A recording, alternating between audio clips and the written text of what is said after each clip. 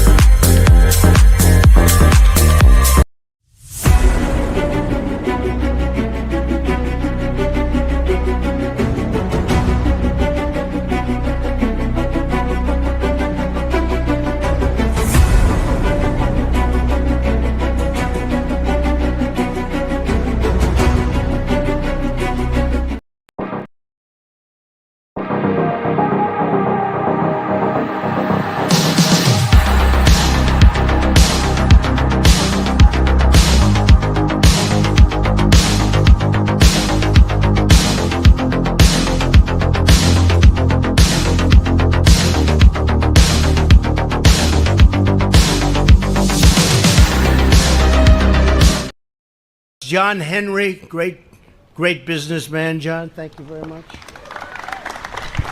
Great businessman. Harder!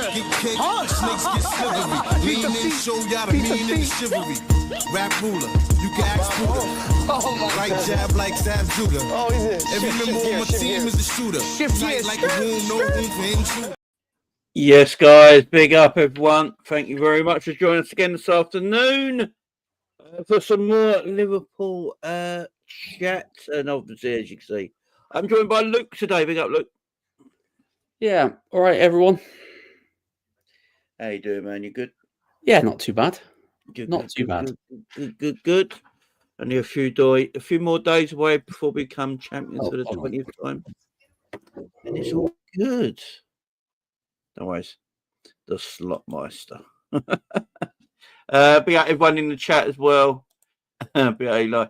Hope you're all doing well. Hope you've all had a good Easter weekend and I think kids are back to school. My kids go back to school tomorrow, and I can't wait. It's an amazing day.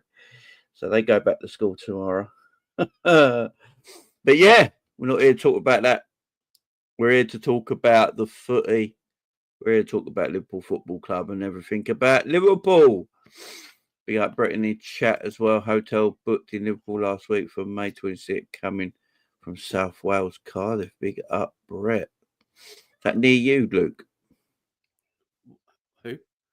Same Brett. He's South Wales. Don't live in Cardiff. I live in Wrexham. Wrexham. Is that near? I don't even know if that's near it or not. Well, they're about to go into the Championship next season, Wrexham. 2 games away from the Championship. There you go. Wrexham doing business, man. Wrexham doing business. Luke and Jamie look like brothers. Poor Luke. Feel for him, man. Here's the cops miles away. Big up Simon chat as well. Villa City tonight is massive. Should be a great match. He's Wrexham, North Wales. There you go. I don't know shit, though. You know what I mean? What do you want me to do here? What do you want me to do here? But guys, before we start, don't forget to hit that like button, share button, subscribe button, all that good stuff. Don't forget to subscribe to Luke's channel, one of the mods. Any of the mods in the chat, if you put Luke's channel, link of his channel in the live chat, I'd appreciate it, of course. You got to bear with me, guys. I'm absolutely effing shattered. I've barely slept in 3 days, man. I stayed up and watched WrestleMania Night 1. I stayed up and watched WrestleMania Night 2. And I stayed up last night and watched the Raw after Mania. I'm fucked.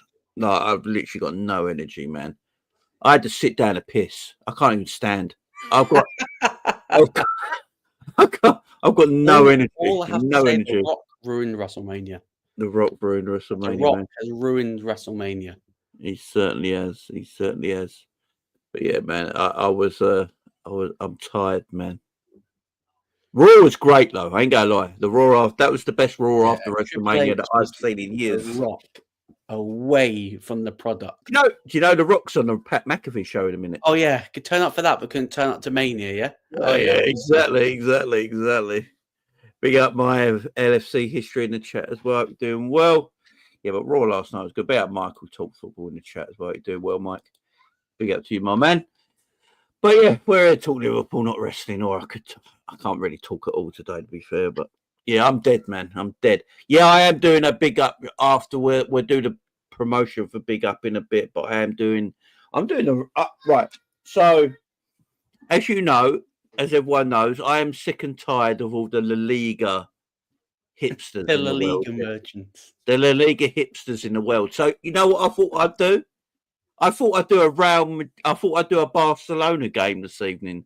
So I'm doing a Barcelona watch along this evening. I'm joining the hipsters for one night only. Here we go. Come on. Let's do the hipster thing. Make sure everyone comes and join me later on today. I think it's about 8:30 kickoff or something like that. Something weird. But yeah, I'm doing the Barcelona Mallorca game, I believe.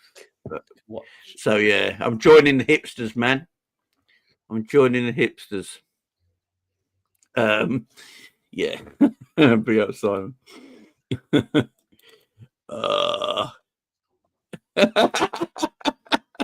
Be up, Michael. To be fair to Michael ain't a hipster because he watches it on the regular. So I'll give Michael his credit. I used to watch it on the regular, but then couldn't find time for it. I'll give Michael his credit. He watches it on the regular, man. But hipsters out there, I'm joining you. I'm joining you, the League of Hipsters. There. Is it a Barcelona hate watch? What's a hate watch against Rafinha, probably? No, it's a Spanish hate watch for me. I'm doing a hipster hate watch, man. That's what I'm doing. You know what I'm saying? I'm just sick and tired of all this. Yeah, the Premier League shit. The league is same 2 teams win the league. Fuck you. Right, let's get on. Let's talk about the rules, like the proper stuff. Yeah, Liverpool going to win the league this week. We are going to win the league this week. Is it going to be Wednesday night? I very much hope not. I hope not. I don't want it to be. Look, you with me? I'd rather win it on Sunday. Yeah. I'd be celebrating if Arsenal scored tomorrow. I'd be like, yes, we can actually win it. But if they I think they can draw their next 2 games, and we'd still need to beat Spurs. So as long as they don't lose any of their next 2 games, because I think we play after Arsenal. Gangadik says the football in the other leagues are better compared to this league, though. Is it? Where's the proof? Where's the proof? Where's the proof? How are Man United and Tottenham in the semi-final of Europa League? Facts. What's better football? What is better football? This is what I want to know, guys, in the chat. What is better football? I'll tell you what. When I do my watch along later for Barcelona, yeah, I ain't gonna be driven by hate. I'm just telling everyone right now. I'm just gonna be driven by complete hate. Look what this is done. Complete hate, man. I need to see it for myself. What is so good about everything? Who plays so much better football and who? I need to see it. Be up, Michael. Said the league got some better football. Lol. Michael, I can get you on anyway, mate, because I love you. So I can send you the link. We can talk Liverpool as well, because I ain't heard Michael's stuff about Liverpool in a while. But yeah, go on, Luke. We want Arsenal win on Wednesday so we can do it on Sunday, yeah? Yeah, and win on Saturday as well, because they're playing Saturday as well. So we need them to. Why are they playing a game ahead? Because Palace are in the FA Cup this weekend. Oh, so they're going forward. That's why Villa and City are playing today, because they're both in the cup semis. Interesting. So they brought their game forward. Yep. Whoever, yeah, I don't care if Arsenal win. To be fair, I just want the game done on Sunday. You know what I mean? Winning a game at Anfield for the Premier League title, nothing better, man. Nothing comes close, Luke, does it? Nothing comes close. Oh, no. Well, I think Arsenal are playing. There you go, Mike. Yeah.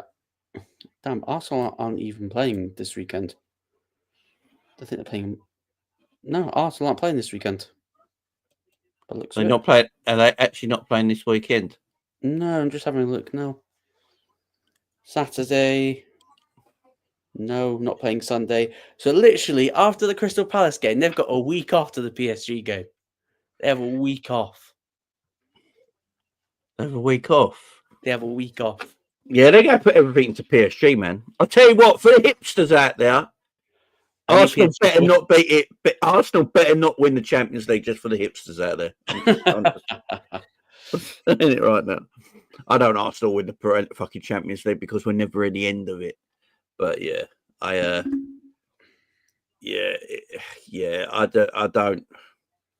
don't know. It all depends. When do they play their European game? When do they play PSG? Is it a week Tuesday? I think it's a week Tuesday. A week today, innit? A week today, innit? Something like that. Possibly, yeah. So yeah, they'll play a full strength. And then they've got Liverpool, and then they've got us on the weekend. So depending how the tie is, Arteta's going to send the kids up to do the Guard of Honor. Yeah. I'm loving it. Guys. I'm loving it. By the way, everyone, guys, you listen. You got to understand, yeah. When Jamie's joking and when Jamie's serious, yeah. Right. Obviously, I know Spanish and Italian. I watch Italian football constantly on my big up, as everyone knows. I'm Italian. I'm an Italian fan, yeah. Right. I know other leagues are technically different to the Premier League and stuff like that. So it's only me having a laugh. But my whole thing of the hipsters just telling me, because Liverpool winning the Premier League, all of a sudden every league in the world's better. Do you know what I mean? That's all it is. That's all it is. Oh, my man Michael's here. It's been so long I ain't had Mike on for ages. Big up, Mike. How you doing, my man? Big up you. Caught Michael in the middle. I think I caught him in the middle of a sandwich. While you were introducing me. Sorry. Big up, Mike. Hope you're doing good, man. Hope you're doing good. Good, Jamie. It's I got my alcohol. I got my alcohol ordered. Got my cigar ready for this weekend. So, I'm the pumped, good life. man. No, I'm pumped, man. I can't wait till Sunday. Said to the missus Saturday night, and we just, I can't wait. Can't wait. I've got champagne on ice. I ordered a bottle of whiskey. There you go. Get the whiskey out, man. I'm with you on that. Whiskey or rum. I don't usually drink, but there's a celebration on Saturday.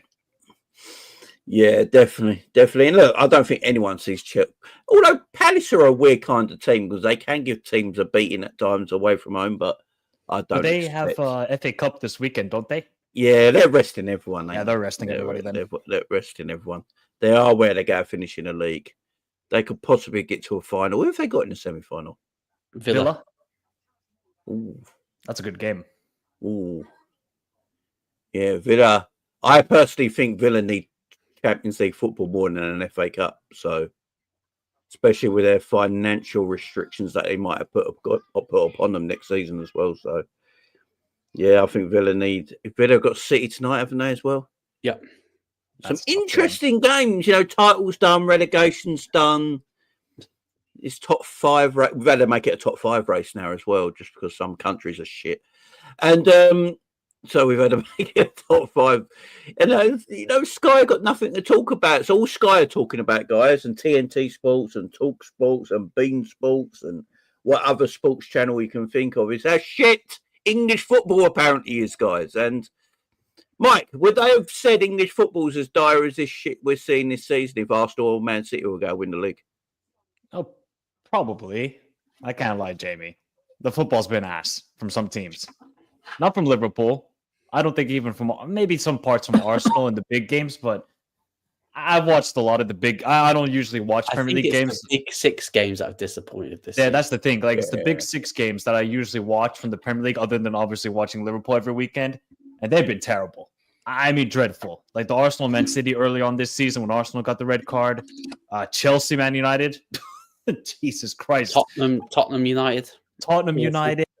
Man United, Man City, the Manchester derby a couple weekends ago. I'm like, this is ass. I mean, Liverpool have tried, but the other teams are just garbage this season. So I did watch Bournemouth versus Brighton 2 months ago, and I was like, wow, this is football right here.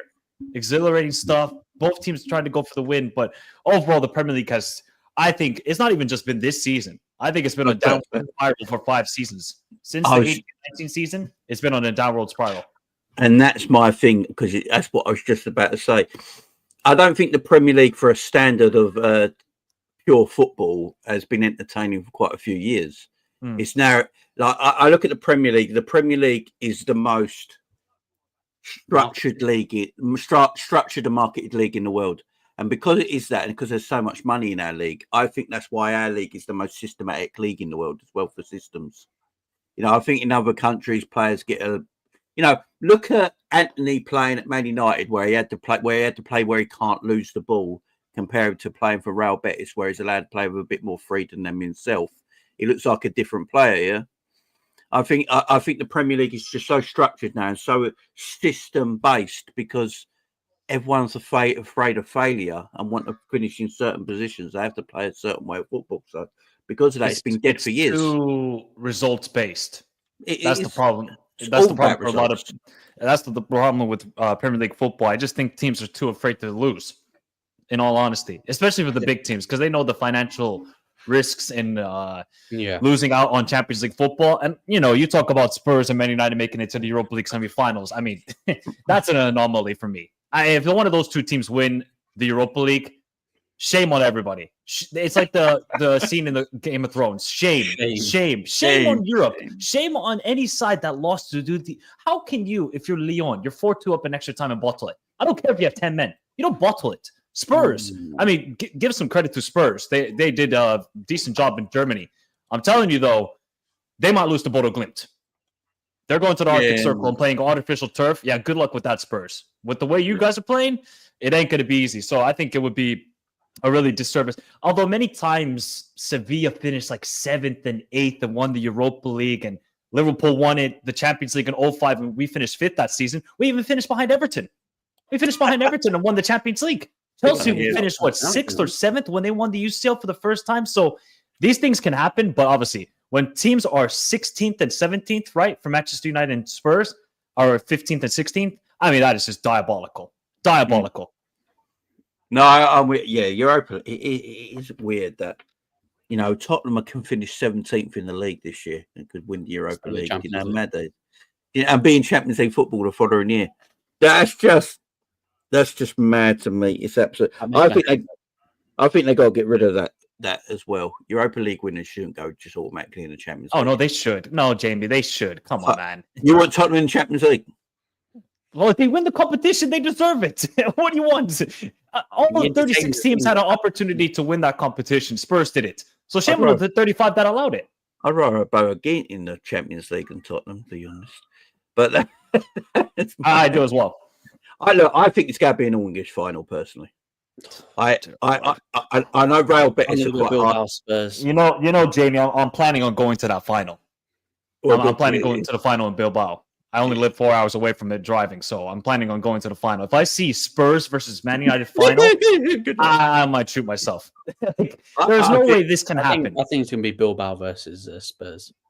I don't know. I know Bilbao are good at home. They're hard to beat at home, apparently, but I don't know. There's something about this Man United team. I feel like they get to the final, and I feel Spurs are going to do. I think Spurs will find it hard to away from home because you say the artificial pitch and everything, but I think at home, I think they'll win. Yeah, and I think that way it would be a monumental shock to see that Norwegian team in the final. It would be monumental. Final. Do you guys know that's a town of 40,000 people? Yeah, apparently so. What's the equivalent of that in England? I'm trying to think of that, like the equivalent, like Bury or somebody making it to European final. Because even I lived in Bournemouth. That's a town of like almost 200,000 people. So they don't even count. It's like a village, basically. It's a village. That's an amazing achievement for them, to be absolutely fair. An absolutely amazing achievement. And winning a trophy and then getting sacked, because he's going to get sacked anyway. So. Hey, he said he wins in his second season every time, so he is correct. Right. He is the prophet. Can you sack a manager that just won a European trophy? Well, apparently, according to Matt Law, he's gone regardless. Canvey Island might be bigger than 40,000, Scraps. It might be. Big up Canvey Island. Where is Canvey Island? It's a little island off Essex. Okay. Like a little it's where I think Julian Dix was player manager for Canvey Island once. Ah, okay, yeah. So it's near Southend. Gotcha. Yeah. It's a shithole. Sorry if anyone's from Canvey Island. Well, apparently, it's the news about Xavi Simons. Apparently, Leipzig will request 68.53 million if they were to sell him this summer. Which is what? 58 million? No, 68 million quid, basically. Oh, fuck that. Right, let's get on to Szoboszlai then quickly, because that's what I wanted to talk about. So I don't know if you guys noticed, but Szoboszlai is not very well liked. Really? Oh, no. Yeah. I am one of them random people that actually like Szoboszlai, and I like what he does for the team. And I believe everything he does for the team is being coached in the way he plays. I don't believe a Szoboszlai that I've watched before who is quite okay at taking a long shot if he needs to, or dribbling past an opponent, or, doing whatever he used to do for Salzburg, Leipzig and Hungary. Don't do it at Liverpool. I honestly think it's coached, because I think managers are so scared to lose possession in the Premier League, and that's why he plays the way he does, especially at Liverpool. But I also think he's part of the reason why our midfield worked this season. I don't think he get enough credit for it, Luke. What do you say? I think he has definitely been a key cog in the way the midfield's been constructed. Yes. Can he be very frustrating on the ball? Yes, he can definitely be very frustrating. But I do think some of the criticism of him at points has been harsh. But yet again, when you come in for a big price tag and you're an attacking midfielder, you need to have, some creativity. And I think, especially towards the latter end of the season, he has been increasingly more frustrating to watch. And even I'm getting pissed at him watching him.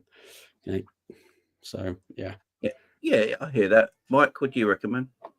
He had a good spell. After that Man City game, where he had a really good game away at Etihad, I was like, wow, this is a good opportunity now.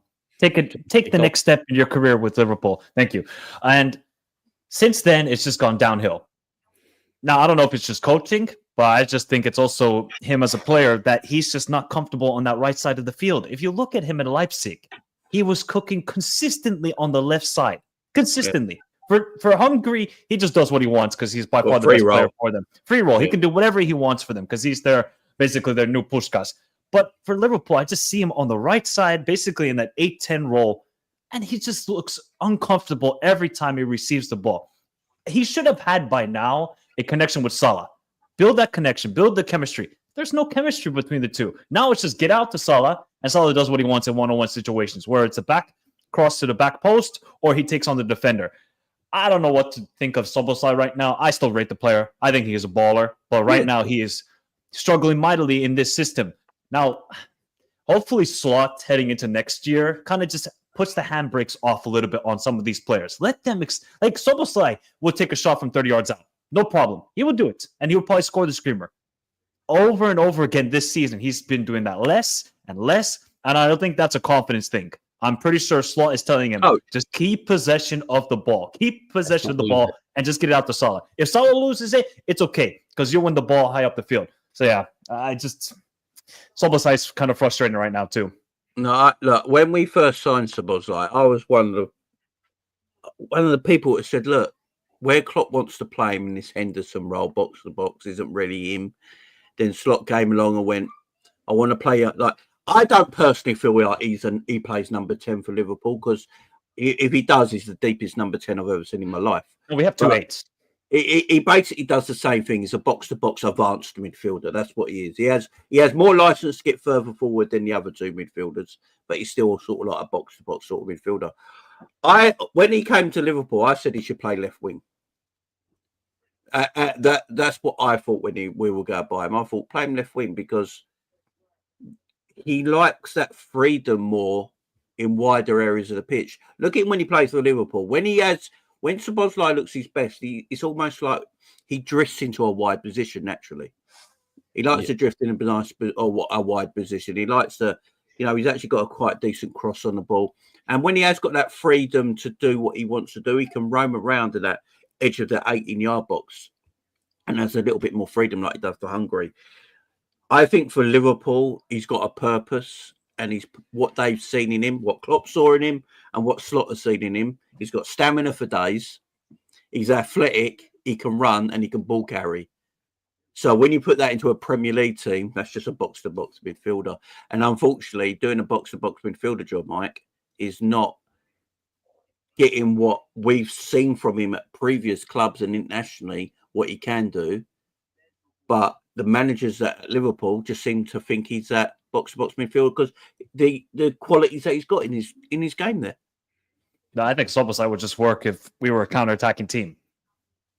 We're one of the teams that keep most possession of the ball. Look at Szoboszlai for Hungary. Look at the game that perfectly illustrates Szoboszlai's game is away to the Etihad, where we played with 35% ball possession, and he was lethal in the counter-attack. Him and Salah were unbelievable that match. So I just don't think this possession style of football suits him. And yeah, he is kind of, if you were playing like a back 5 formation, and he would be like the left 10 basically with the other Cam basically on the right side and then the striker. I think that's where he would cook on that left side, but he's not going to play there. And now it's going to be interesting to see what develops over the summer. If Slot is still going to trust him, because honestly, every time Harvey Elliott steps onto the field recently, he performs a lot better than Szoboszlai. A lot better. More creative.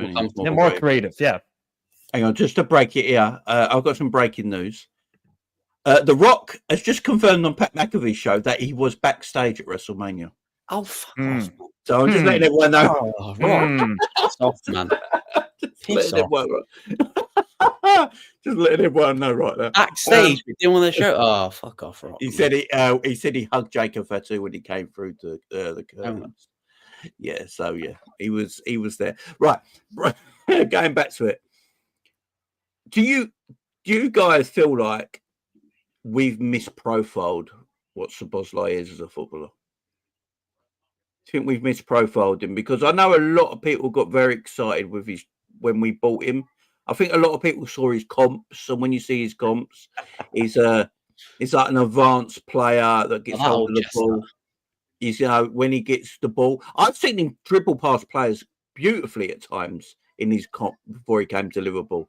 He's very attack-minded, very front-footed. He's got a beast of a shot, scores 3 kicks. A lot of Liverpool fans thought, we're getting this beast here. He's going to be our goal-scoring midfielder. He's going to be taking players on. He's quick. He's aggressive as well. And then he comes to Liverpool and he's like, his first role is you cover Trent when he gets forward and you're that box-to-box player for us. You're aggressive. I think the Hungarian man just said as well that he'll be a very good defensive midfielder when he's older. Yeah, please, Marco Rossi, don't say that. I remember reading a piece where he could make a really good DM, I thought. Really? Yeah, because of his doing. And then in pre-season, did we try him out in the 6 a few times as well? Yeah, played well. If I remember rightly. If I remember rightly. So that's moments last season where he had to slot into the 6 and actually did all right, to be fair. And now there's a lot of content creators, a lot of people you hear saying that he should play right back next season. Yeah, can we play that clip from John Cena in the interview where he said that's clickbait material and horrible journalism? I love that. Jamie, please, I don't care. Name and shame. Who said to play him at right back? My man Monts, he won't mind being told that. Yeah. Monts, Sam said it. A lot of people say it. A lot of people on Twitter as well. Liverpool fans are saying it, play him right back. I really struggle to understand. Do people not understand the concept of football? You want to play a midfielder who's played basically higher up the field, a right back, a position he's never played before. Scratch. We got scratch. Yeah, it's. I don't personally. I don't understand it. If Liverpool were ever thinking of making a right wing back or a right back, the 2 games that we needed someone to play right back, he played Curtis Jones there. Yeah. So surely, I think it's because people are looking what his best attributes are for Liverpool. And his best attributes are for Liverpool that he's got great stamina, he's got a great engine, he can run, he's athletic. He's very, that sort of, them attributes are what all us Liverpool fans are seeing. But to be fair, they shouldn't actually be his best attributes. Yeah, I've just had a look on transfer market. He has never, ever once played close to right back. He's played midfield, cam, and left midfield. That is it. He's never played close to right back. So don't know where people got the idea that he can just slot in and be a good right back. Oh, because everybody assumes that if you're a fullback, you just have engine, you can run. Yeah. Especially in our team. I think that's what they look at. Gerrard played right, but Steven Gerrard could probably play in goal, to be fair. You know what I mean? That's a different caliber of footballer. The only fullbacks where I saw from midfield to right back, Philip Lahm, Steven Gerrard. Yeah. And then the others are right backs to midfield. And Kimmich as well. Yeah. Yeah, Philip Lahm. I think Philip Lahm, but what Philip Lahm always a right back that turned into a midfielder. Yeah. You're taking a very attack-minded midfielder and making him a right back. It's just also Valverde. Yeah, good point, Valverde. Yeah, but that he's just stupidly good. I'm not in the Valverde train, man. I'm not in the Valverde. Yeah. I actually think there's not a lot of difference between Valverde and Szoboszlai. Well, they're 2 different midfielders, though, Jamie. No, what they do for their clubs is quite similar. Well, one that actually shoots. If that makes sense. I think one actually shoots and scores golazos. The other one is petrified to do that. I think their GA is exactly the same as well. I'll have a look. Yeah, I think their GA is exactly the same as well. I think Valverde has scored at least 5 goals in La Liga this season. He's got 7 goals, 6 assists. And what's Szoboszlai got? No, that's Szoboszlai. He's got 7 goals and 6 assists all season. And what's Valverde got? I bet Valverde's got about the same. I will have a look now. I'm talking about what they do for their clubs, by the way. It's a similar thing. It's very, very similar. So basically, then that sounds to me like you want to play with Szoboszlai in the DM role then, or as an 8. No, I've always wanted him to play as a winger, left winger. That's what actually, you don't want to hear this. Fred Valverde has got 9 goals, 8 assists. He's got 6 goals and 4 assists in the league. So it's not much difference at all. So basically, he's got What more Yeah, but goals? one has played as the 10 most of this season. The other one has played right back and a 6, and having to cover for everybody from Madrid because they do no personal. By the way, I'm not saying Valverde's not a better footballer and Szoboszlai guys in the chat. I'm saying what they do for their clubs is very similar. They're the engine. If you talk, when Valverde talks about what he does for Real Madrid, they talk about him as the engine of their midfield, like the up and down one, the one with the stamina, the engine, the runner. That's what he is for Real Madrid. And Szoboszlai is the same for us. That's why I've always said it. Szoboszlai is our Valverde. He's not as good a player as Valverde is, but they do a similar role for both their clubs. And the stats prove it as well. The stats prove it. They do a very similar job. Very similar job. But I'd rather have Valverde in my team than Szoboszlai. You know, 100%. But for what they do in their jobs, you know, they're very similar in what they do and what they're asked to do by their managers. Really. Yeah, so I don't think there's much in it this season, to be absolutely fair. Especially, you know, I watched. No, Valverde's not known for being a passer or stuff like that or a creator. That's not what he's really been known for. And neither Szoboszlai, but they both got very good attributes that are very similar, but Valverde's attributes are better than Szoboszlai's, if that makes sense. But yeah, as everyone will know on my channel, Mike, since we bought Szoboszlai, I've always wanted to play left wing because I think left wing would suit him best in this Liverpool team personally. What about yourself? I just think he needs to play left 10. He needs to occupy the positions that McAllister gets into. I think that would be better suited for him. He just doesn't. I just don't think he operates well down that right side. I really don't. And he looks like he's struggling big time. And if he doesn't perform, like starting next season, Elliott should take a spot. I think Elliott should be starting for the rest of this season. Yeah, I would start Elliott for the rest of this season if I'm going to be honest. Yeah, Elliott's far more creative than Szoboszlai. You know, and he has a better connection with Salah too. I would say Elliott than compared to Szoboszlai. He does. But it's just, what is the reason Slot ain't picking him though? There's got to be. I don't know. There's got to be a reason. He doesn't have the Szoboszlai engine. If Yeah. he had the Szoboszlai engine, then Elliott would be starting. So so that tells me we're using Szoboszlai for other reasons, not being he's not wanting him to play as a creative footballer. He wants him to be the engine in his midfield. The sacrificial lamb in the midfield, basically. Yeah, that's what he's using him for. And that's why I keep saying to people, yeah, he plays more advanced, but he's not that. He's not a Cherky 10 or an Elliott 10 or, you know, these Musiala. Yeah, he's not that kind of 10 because he's not being used that way, you know.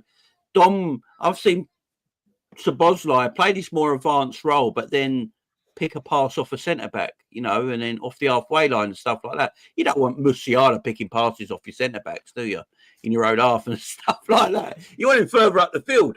But I like a lot of people say in the chat, guys, is does Szoboszlai not do that creative part of the game because we haven't got that more solid foundation behind him, or is that just an easy out for Szoboszlai? I just don't think we have a solid foundation down the right side. I think that's the biggest issue. Well, Trent's not defensive. Salah don't track back. Yeah. And So Connor Bradley's well-rounded, but he's not like the greatest, I would say, defensive right back yet. He can get there. So who's the geezer who's got to do everything? Well, there you go. There's your answer. It's almost like he's the sacrificial lamb, sadly. That's why I play. It's why I So play. if he had a right back, let's say like Timber, or if Givardio somehow morphed into a right back, I think that would be better than for Szoboszlai. That will allow him more freedom in his game. Yeah, that's the issue, I would say. But also, he's got to take some blame. Szoboszlai. He's just the basics in his game right now is very poor, very very poor.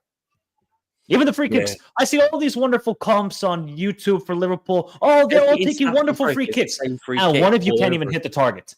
One of you. Yeah. Look at the free kick he took on the weekend. It was terrible. Oh. But I've seen him bang beautiful free kicks, you know, Yeah, I know. in his time. It's just, is there a confidence? No, Jamie, thing? they were just doing it in training. Oh, okay, there's no wall. I don't care. You can still dip it over the wall. And he I see Salah and that just putting in like top bins constantly. Shimikas was doing the same thing. And I'm like, hang on. So obviously these guys, they're professional footballers. They probably can do anything in training. Oh yeah. So, but in the actual game, our free kicks our set pieces are stinky, ain't they? They're horrendous. I don't think that's a coach. But we don't concede set pieces goals that much. That's good. So on a defensive point, top notch. When you've got Virgil van Dijk in your team, how does he not get 10 goals a season comfortably with set pieces? Because they pretty much just double team him and Konate. That's the only threat we have in the box. Yeah, they're starting to do that now, right? They do that because we have no other threat. Everyone just wrap yourselves around these two lumps here, and everyone else is not going to do anything. You know what I mean? So we need more height. Yeah, we need more height. That's why we're getting Benjamin Sesko. I'm trying to think. When was the last free kick goal we scored? What, a direct free kick? Yeah, direct free kick. Is it Trent? Was it Trent? I was about to say that. I think it's Trent. Fulham. It might have been Trent against Fulham, man. Oh my god.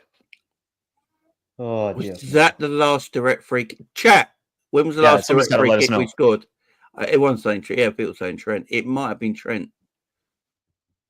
Yeah, it's. I can't think of any. I can't think of anything. Rice and Saka are perfected corners. It's honestly impressive. Yeah. Mm-hmm. Well, for the last 5 years, that's all they've been doing. So they should have perfected it, to be fair. You know what I mean? Do you know Declan, by that Declan Rice thing just popped into my head. Do you know he's second favourite for Ballon d'Or now? No. Where's that on InfoWars? No, that's fake. No, I actually looked at the betting odds. He's second favourite. Oh, fuck. Well, that's an English site, so I ain't trusting that source. Declan Rice. He's second favourite. Because it's a point system for Ballon d'Or, isn't it? It's a point system. Because it's just a bunch of journalists voting for who they think is a good footballer. That's pretty much it for Ballon d'Or. If he's runner-up in Ballon d'Or, then we got a bigger problem in football than I've realised. You know what I mean? So I think it's a bigger problem than Salah winning the Ballon d'Or, which people got an issue with. Declan Rice not winning it. I hate the Ballon d'Or with a passion, if I'm honest. Agreed. Because it's horrendous. You know, individual awards for 2 players winning that Ballon d'Or, we've been robbed twice.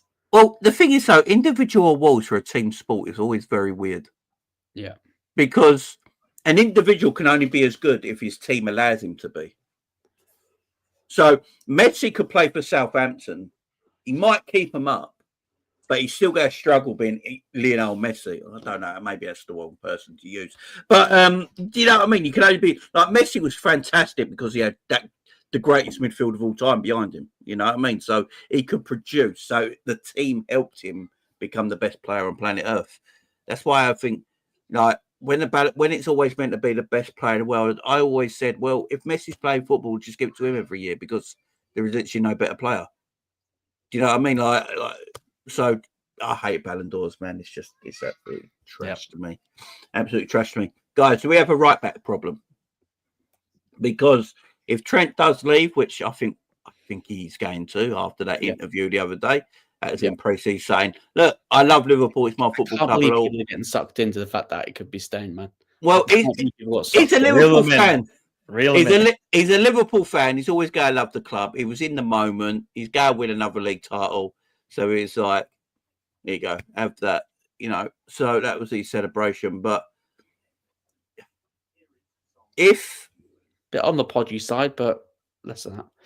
Yeah, well, he's had an injury. Look, if I still look like him, I wouldn't wear a shirt. I'm going to tell you that right now. If Conor Bradley can't be our first choice right back next season, surely.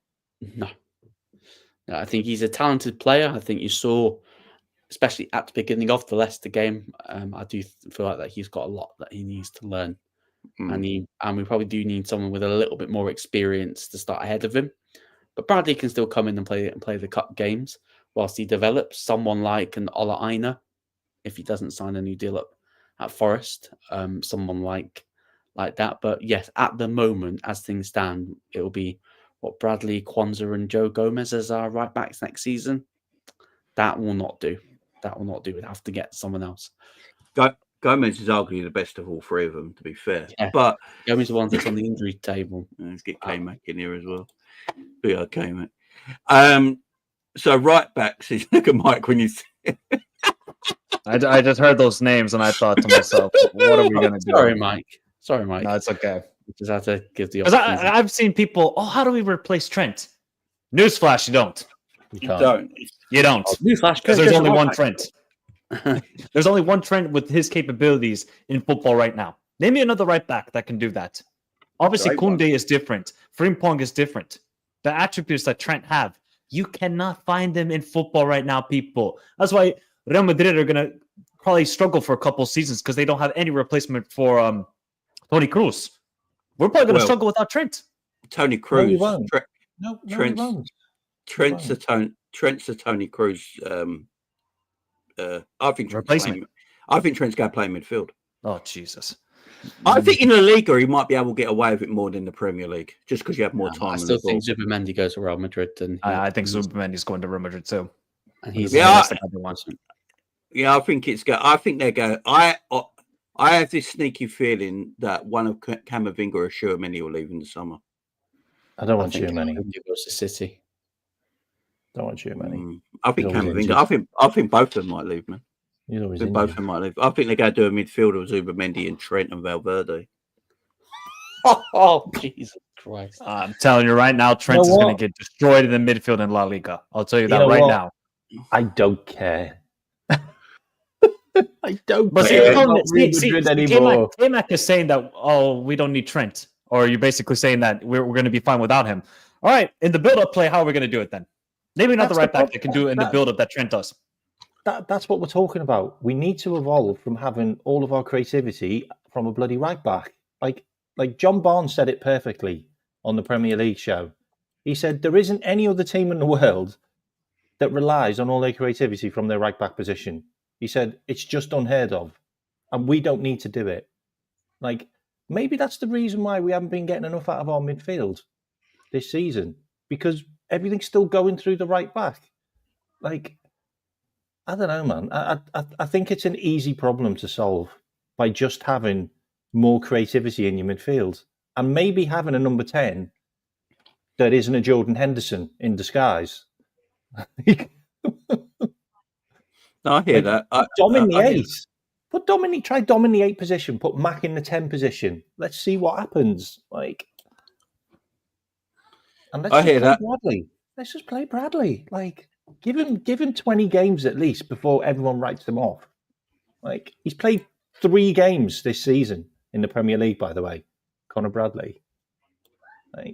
I think with Conor Bradley, because he's so young and he hasn't played a lot of professional football, our other second choice right back, who's actually a right back, is also a kid. But everybody's fine with Kirkes coming to Liverpool and playing left back. He's because I think it's because you're going to keep an older head with him, ain't you? So I probably keep Robertson. Yeah, so if you're going to keep Robbo, Kirkes is fine. The problem is if you're going to keep Conor Bradley, which I don't mind if Conor Bradley plays. The problem is if his replacement is 20 years and under, as your second choice, I think you just need experience there, don't you? So if Kirkes is going to play left back and Robbo's your experience, that's fine. If Conor Bradley's going to play right back, but you got an older player who's your experience, then that's cool. And I think that's just why we need a right back. Do you know who I would sign on the right back position? I would honestly sign Jed Spence from Spurs. Yeah, he's very gettable. To Callum from Coppish. No, I honestly think he's a solid right back. I would take him because I'm telling you right now, the right back market, it ain't good. There's not a lot of options out there. Apart from the elite players who are not attainable. Yeah, Hakimi and those sort of guys, Koundé, you're not going to get them. They're not attainable. So if they're not attainable, you got to look around what is, ain't you? So I don't want ping-pong either. What Liverpool got to think about is, this is what Liverpool are probably thinking right now. So if Trent leaves, what's attainable out in the market?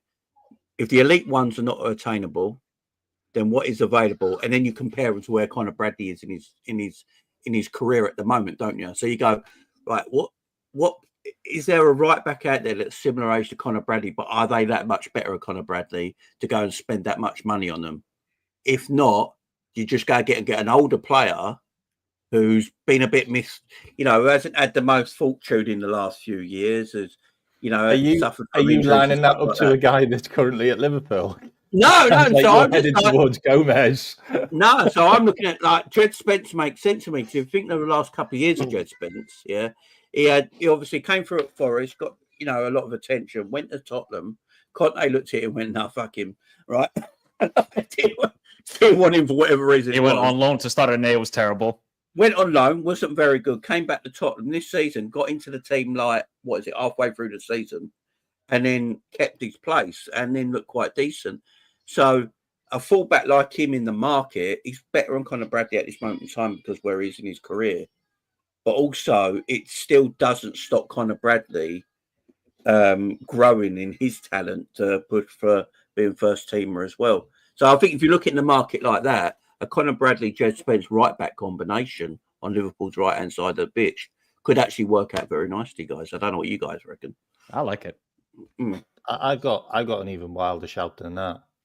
I mean, we've got a guy who's an unbelievable player when he's fit, has been, got one of the best records with Virgil van Dijk, can play right across the back line, and is just happy to be at the club because he knows that his body isn't gonna keep him playing all season long. Is he happy? You just keep Gomez. Summer. You just keep Gomez. To move on. Yeah, you can keep Gomez, and then he shows up for 5 games of the season, and you're like, "Yep, good job, buddy." Oh, yeah, didn't he want to go last summer? Didn't he? Yeah, he wanted to go too. Wasn't there all the links to Newcastle? Yeah. Well, we tried to get rid of him, didn't we? That wasn't particularly Gomez. I think that even he wanted. We just went, "You can have him." I think Joey's in the part of his career right now where I think he needs to play week in, week out. Yeah. Was he 27? He's definitely, like Darwin says, he's good enough, but he's just not fit enough. He's just not fit enough.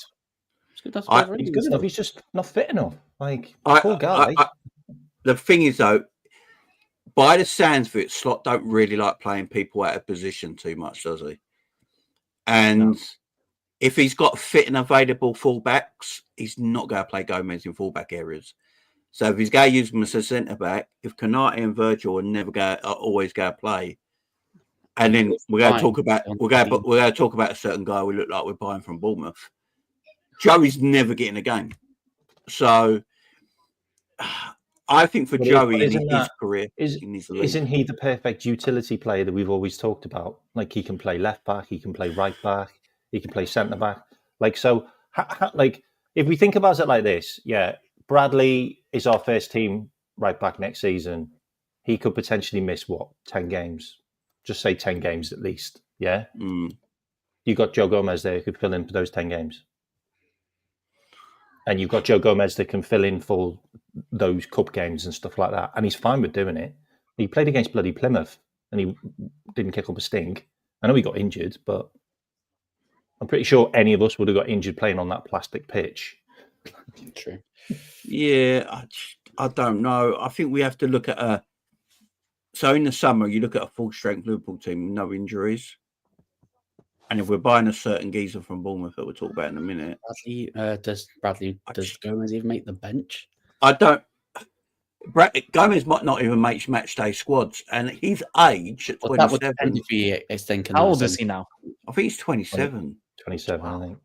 He needs to play every week at 27. Yeah, and plus, is it Eli Woods? Ellie Woods? The homegrown rule. Don't worry about that. We're buying God, not this discussion again. I don't think the homegrown rule. I think weren't Wolves a couple of years ago only had like 2. Bro, they had players. like 20 Portuguese players on their team and somehow got away with it. What? Why do you reckon Scott Carson stays at City, man? They had about 91 players and still got away with it, like, for some reason. Yeah, I think the homegrown rule ain't the only way the homegrown rule matters is Europe, and that's it, really. Champions League. I think it's only Europe. Yeah, Europe have their own different interpretations of the homegrown rule. You just got to have some kind of. The thing is, Liverpool got young players coming through. Yeah, just put Leone, Rio on the bench. Everything's sorted. They're eventually going to become an age where they just give it to them anyway. So, and if they even go on loan, they still count as your homegrown quota because they're still officially part of your club, ain't they? So you could just do it. Oh, you could just do it that way. We're fine then. Yeah, you can just do it that way. Loads of people out, won't we? But Gomez, I feel for Joe Gomez. If I'm Joe Gomez right now and I'm looking at it, 10 years at Liverpool's been amazing. Won everything. But for my own career, I probably need to play every week. But Joe Gomez could go and play in West Ham's back four every week quite comfortably. I would fetch a decent Crystal fee from Palace. still. Yeah. He's star player for comfortably. Crystal I would Palace. fetch a decent fee for him still. Yeah, Well, he's I reckon got you get 35, 35, 40. I reckon you get about 35, 40 million quid for him. And you've also got 3 years left in his deal. So there's a lot of money on there. There's a lot of money about it. But let's talk about the main one. It looks like we're going to use Bournemouth as the new Southampton, guys. And I'm going to put a check on Kirkes a minute because I'm not actually too sure we're going to buy him now. But why? What? I'll get to it in a minute. Then House, is it House? How you pronounce it? Has he stopped liking Liverpool posts? No, I don't think we're going to buy Huijsen. If we, I think Liverpool want Huijsen. Really want him. I actually think. I think the reason they want Huijsen, they see a lot of talent there. They probably feel like he's better at the age he is now than Konate was. And Konate's staying or going? I don't think Konate's staying. I don't think he's signing a new deal. God damn! What sort of summer are we gonna have then? I don't busy one because busy one. That's what it's gonna be. We're moving like the Kardashians out here. Paul Joyce came out. Paul Joyce came out the other day and said that the contract negotiations between Liverpool and Konate have stalled. They've just completely stalled. And the problem is, unlike when Virgil and Salah and all that, when we were trying to do their contracts and that stalled, we had the whole season still to do it. We're now coming to the end of the season, and Liverpool got to make a choice of what they do. And I think we're all fed up of letting players go for free. Yeah. So yeah, we got to start making. We're going to do that with Salah and VVD in 2 years' time. So yeah. I don't mind doing it in 2 years' time when they're like 34, 35, 36. Yeah. That's all like right. A Kevin De Bruyne situation. Yeah, that's all right. That's not a problem. But letting Konate go for free is mad. It's wild with the Konate one because I genuinely think the board are going to die on this hill. Like, I think this is the one where they're like, look, we just can't give you this money. Like, because if we give you this money, everybody's going to come knocking for that money. Because you're a 25-year-old, we've got Mac, we've got Dom, we've got Cody, everybody's around that age, and they're just going to go, well, where's my 200 bags? Where's my 200 bags? Like, I'm an important player, and I think the board are literally going to die on that hill, and they're probably going to sell him, like, unless they can negotiate it down to about 150. Because they don't want to be paying 200 bags to every player that's 25 years old at the club. They just can't. Like, that's just not sustainable for us. Like, it's not my money. Pay me. Like, as far as I'm concerned, he's an incredible player. Like, and he's going to sit there and go, well, I'm the French captain. I played in a World Cup final. You know, I've done this, I've done that. And he's got every right to kind of push that there. But I just think this is the one where they're just going to go, we just can't do it, because then everyone's going to come knocking on the door. Yeah, I hear. Like, I like Konate. It's sad. I do like Ibu Konate. I've always said though, Konate he has got that Bozo gene. He has got that blunder in him occasionally. I just think that's his aggressive personality, aggressive way he plays though at times. Like the other day against Leicester, he looked like shoes back to front. The thing is though, for someone, it looked like he was carrying around 200k in his pockets. Yeah, the thing with Konate though, this is the thing with Ibu, yeah. A player of his profile and standing in football, right? You want to go and find another centre back at the same age with his profile, the metrics in the game, what he's done, you're going to have to pay him close to 200 grand a week anyway. So would you rather not pay Ibu that who's already here, and we've seen how good he is with Virgil, and risk it and go and get a player that you're hoping can be like Ibu, or do you just give Ibu the money, Mike? Well, do you guys? Okay, here's my question: do you think Konate is a top 10 centre back in the world? On his day, I think he certainly is. But then again, look, you know what the issue is here? Everyone looks great with Virgil. Yeah, I know. That's true. That's true. We have not really seen Ibu defend at Liverpool without Virgil, have we? That's true. Well, we have. And that, The it's only not been time great, I by the way. remember him not playing with Virgil was Spurs away when we drew 2-2. It was Matip and Konate partnering each other in the League Cup against Leicester when we won on penalties, where I think Kametio started, but we subbed him off, so it was him and Gomez at the back. Those are like the only 2 times I remember him not playing with Virgil. I think he's played. Yeah, I can't remember many times where Virgil doesn't play, so that's going to be an issue. He's played a few Champions League games and Europa League games, and we've not been great like in some of those games. I'll be honest. Let me see. Oh my god, no, guys! I know everybody's on the Huijsen hype train, but we don't know what he's going to be like too. Right? He's at Bournemouth. He doesn't get a lot of spotlight. I don't watch Bournemouth every weekend, so I can't tell you if he's made a bozo moment. But maybe he has that in his game as well. We've seen that with a lot of center backs in the last couple of years because of the sort of evolution of football. That now the center backs they're in open waters right now with the defensive high lines that teams play. Huijsen could get caught out easily and have a bozo moment. So that's my issue. I think Konate, we should just pay the man. He's been good enough for us for the last couple of years. Yes, the injury record isn't the greatest, but I would just pay him. This is what I'm saying as well. I don't disagree. Right, so let's look. This is interesting. Go on. I was about to say, this is 442s. This is 442 magazine's 10 ranked best centre-backs in the world, yeah? So when I start off with the 10th one, straight away, you know it's a bit of bullshit. So 10th, they got Ake, right? So 9th is 9th is Marquinhos. 8 is Raul. That's bullshit already too. You know, I can't pronounce his name. The geezer at Barcelona. Oh, Ronaldo Araujo. Yeah, he's 8. 7 is Ruben Diaz. 6 is Konate. 5 is Bastoni. 4 is Gabriel. 3 is Saliba. Anthony Rudiger's 2 and Virgil's 1. That's who they think. You know what's funny? You know what's funny about that list, Jamie? Araujo is not even the 2 best centre backs at Barcelona. No, that's what everyone keeps telling me. Exactly. He isn't. Yeah, so that top 10 is flawed. I would actually say top 5's not bad.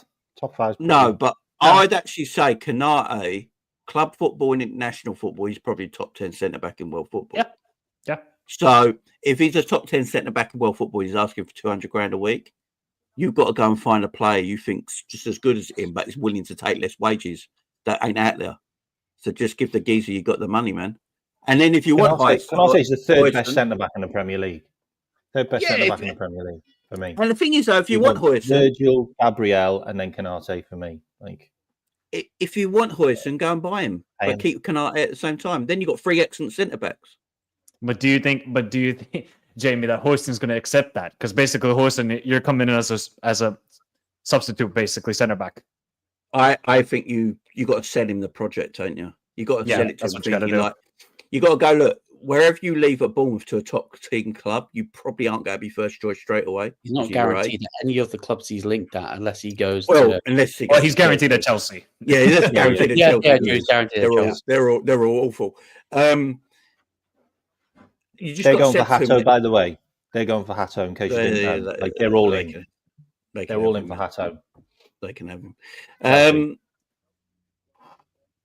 The way you said it, Huijsen, you just go, look, you're Virgil's successor.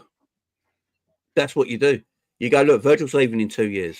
He might sign an extra year just to stay around, and you'll go learn. You go learn under the best centre back in world football. Yeah. You go also learn under Konate as well. You know, it's going to make you that's if he sticks around. Far better centre. Around. But it's going to make you a far better centre back, a far better footballer. You're at a bigger stage. We're going to look after you. Everything about you. We're going to look after you. We are going to make you Virgil's successor. You know, you go win everything. You go do this. You sell him the project, Mike, don't you? And if you sell him that, he's signed to Liverpool, in my opinion. No doubt about it. Just sell him the project. Rumours are that Virgil van Dijk's already spoken to him on the phone. Well, he is Dutch, so he might be a fake Spaniard, but he is Dutch at heart. He's a plastic Spaniard, ain't he? Basically, plastic Spaniard. It's crazy. Hey man, if doing Huijsen is playing for Spain, you know something's wrong is going on here. Yeah, like it's amazing now when he gave his allegiance, raised in Spain or something. Yeah, he gave his allegiance to Spain, and straight away Real Madrid were interested. It's mad, ain't it? Shock. Well, he came through a Spanish academy, didn't he, as well? So and he speaks. Well, it's Spanish, not a lot of his players. mum lives in Spain and all of that stuff. Like, but it's like a lot of players. Like Trezeguet's Argentinian, but the man played for France. Yeah. Do you know what I mean? It's like it's like that. It's like is it Retegui at Atlanta? Yeah, Retegui. His man's Argentinian, but you know he plays. He just has Italian grandparents or something. Yeah, and he looks at Argentina and attack when I ain't got a chance. So what's it? No, Italy were so desperate they have no strikers. They're like, oh, yeah, exactly. They went, just go there. It's nice and we'll easy. Just get him. Yeah, isn't like a Laporta face Spaniard as well? He's French. Yeah, he's but French. Only he converted because France was like, no. Yeah. Good luck getting anything in France, man. Jesus Christ, that's well. Actually, Jamie, to be fair, right now with Spain, you got Konate and Huijsen. Spain were good for 20 years, basically. With that they're good as well. They're good as well, man. Like these and then you got the Real Madrid kid as well. No, well, he's okay. Thing is, we can't. I don't think we can legally talk about him. Yeah, I think he's going to be a late signing for Prison FC. Yeah. Oh. Yeah. Have you not heard the story about him? No. Have you not heard? Is it breaking? No. So it's been all season. Is it Alori? What's his name again? I can't remember his name. Wait, are you guys talking about the last name that starts with A? Yeah. What the heck? Yeah, what he's been accused of something here. I missed this one as well. He's been accused of something quite not good. So okay. I'm not going to repeat it here, but if you just search that and I'm not going to search for that. I'm not going to search for that on my computer. Wow. Yeah, he's interesting. But he's not. Yeah. He's not even. I would not say he's great. He's a decent center back. That's all I'll say about him.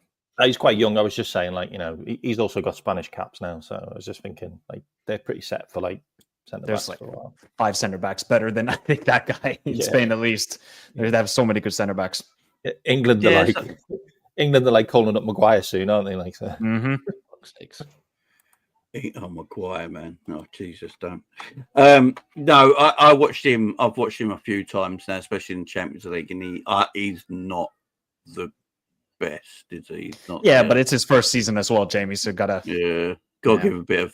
I think we all think, you come through Real Madrid, you just must be amazing. Straight. Yeah, okay. Name me a couple of Real Madrid players that have come through the academy in the last decade. None.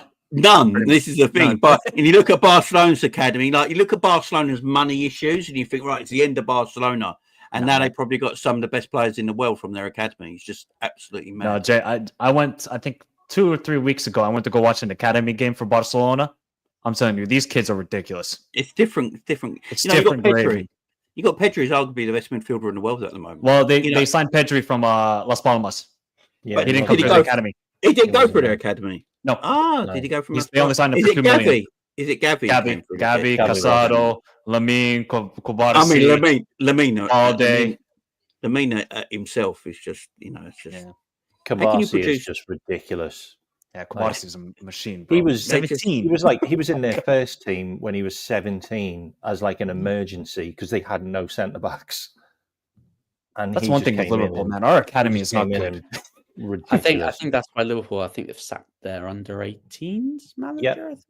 Yeah, because they lost to Man City 5-0. We've been really bad. Yeah, do you know so Man City's academy? What Man City have done very, very well. They went down south and got all the great kids from London and all that, and just paid for them to live up north. They uprooted them. They got their family uprooted. They got them houses, education, everything. So they're getting all the best ballers. Because obviously there's more in England. There's obviously more options to get academy kids down south because there's a bigger population than it is up north. So, that's what City did. If you look at City's academy in the last few years, hardly any of them have come through, but the ones that have stayed and the ones that have left are absolutely tremendous footballers. Cole Palmer, Well, I mean, if you want to say Sancho's did well with Dortmund, so I'll give it to him. Yeah. There's countless examples of them doing well. You got the lap at the moment, Ipswich is Frimpong and Bayer Leverkusen. Right, the amount of players that came through their academy. Douglas Luiz, I believe, came through Douglas their Luiz, academy. Morgan Rogers. Morgan Rogers. James Trafford.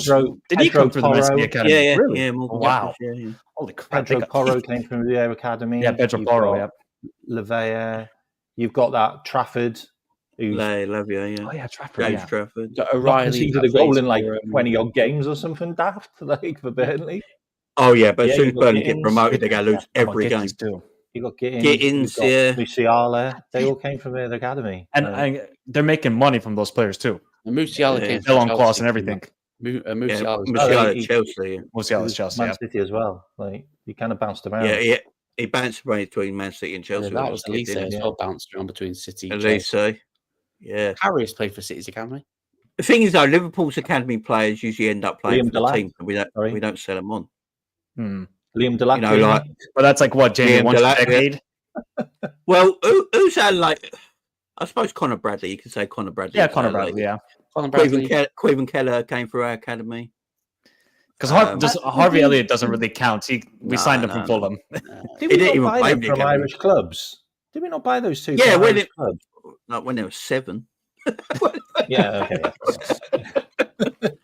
But the majority of Kelleher's thing has been through the Curtis academy. too. Yeah, remember, it don't have to be completely like born to play through the academy. A lot of the like Steven Bacetich, didn't we bring him in when he was like 13 years of age or something like that? I think so. And put him through the academy. So most their growing up has been through the academy, so they can't count as academy players, don't they? Sterling we signed him from QPR. Yeah, I think he only played like 12 months in the academy and then went up. Yeah, Nico Williams, the Welsh guy. 500,000 QPR on it. Really? Are you not bringing up really crap players? Tom Ince, yeah. Do you remember when Paul Ince took Tom all around Europe trying to sell his kid off? Do you remember that? And he didn't go anywhere. We did make money from Brewster. We're still getting paid. We're still getting paid for Brewster, by the way. Jesus. Every 25 games, we get 500,000 or something. Like, still getting paid for him. Did we sell Brewster for 25 million to Sheffield United? We got like 21 million from Sheffield United. He doesn't even start for them, I think. One goal. He's been playing in the 10 for Sheffield United. Harry Wilson, 10? Yeah. Harry Wilson, man. I'll tell you with Harry Wilson, if Jurgen Klopp was the manager when Harry Wilson was coming through, he might have had a Liverpool career. But unfortunately, it was Brendan Rodgers. So. Harry Wilson's granddad put a bet on. Harry Wilson's granddad put a bet on him to play for Wales before he was 18, and he made his debut. Quid, didn't he? He won a lot of money. I remember that. Ryan Kent was a baller. He was a baller. Shame. Bobby Clark as well. Apparently, he's going to leave Salzburg. Yeah, he's been terrible for Salzburg. Yeah, McConnell's coming through. So if you look at, obviously Curtis Jones and Trent have made first team football. Oh, gang and deep. Ben Woodburn. I remember. Ben Wood used to be Liverpool's youngest ever player, man. Play for Salford against Wrexham. He was. Someone put Jerome Sinclair, the chicken shop owner. Jerome Sinclair, man. Jordan Ibe. Ben Woodburn was Liverpool's youngest ever player at one time, wasn't he? Jack Robinson. He still plays. He's a Sheffield United captain. Yeah, he's terrible, like. Yeah, Musalowski. Cameron Brannigan. I tell you what, check out Cameron Brannigan's goal at the weekend. Have you seen that goal he scored? Musalowski. This guy was meant to be the next big thing. Supposed to be the Polish Messi. Yeah. And now, check out Cameron Brannigan's goal he just scored. Like, I think it was like yesterday or the day before. It's an absolute screamer. Flanagan, we shouldn't really talk about. Flanagan.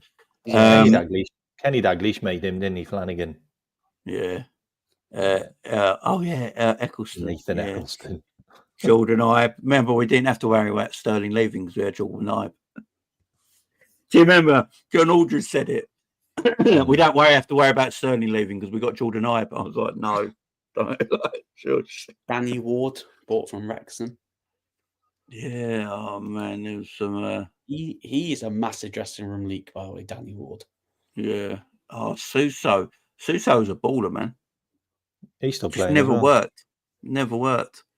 We have brought in, like, the thing is that we have produced good talent for our youth team, and some of the talent, I think someone like Suso we should have kept. I think he could have been a player. Kumas. Yeah, Neil Mellor's name definitely needs mentioned. He got us to a Champions League final. Big up Neil Mellor. Texeria. Big up Neil Mellor. Wow, shout Texeria, man. Ayala played for Middlesbrough. I think he played for Middlesbrough for a bit. Danny Ayala. Thiago, he could never play because is he the one that could never play because of a work permit? No, he did. He did play in the FA Cup. He was just crap. Who is the player? Guys, who is the player we had in our team? Alan. Was it Alan? He could never play. Alan for about 10 years. He could never play because he couldn't get a Colombian fullback as well. Naoni, the guy that plays for Forest. We couldn't play him. Yes. We couldn't play him. We couldn't get a work permit for him because he's Nigerian. Connor Cody. I hate Connor Cody. He's a prick. Yeah. That's a real. Yeah, Owoni couldn't play, and Alan, wasn't it? And everyone talked about this kid as like he's gonna be the next big thing. He's super, Nico Williams, but he couldn't get a work permit. No, he had it for years. Nico Williams is good. Well. Like I'd be fine with Nico Williams being our right back. Like I really would. I know people that know him. I don't mind Nico Williams coming back and being the rotational because you've got an older player. Would be good. Because my whole thing with Bradley is that if he's the number one choice, your number two at the moment at our club for a natural right back is the same age or younger, and you don't really want to go with that. You want a bit more maturity there, don't you? So apparently Liverpool may look to explore a deal for Jonathan Tah by Leverkusen on the free. Ooh. So that really does mean that Konate could be going then. That's your third Gomez and Gerald Kwanzaa's future in uncertainty. So that is literally your third centre back then. So you're going to be going for Virgil, Tar. Just a rumor. I don't know how reliable the guy is. I did see somewhere that United want to wrap up Cunha and Delap.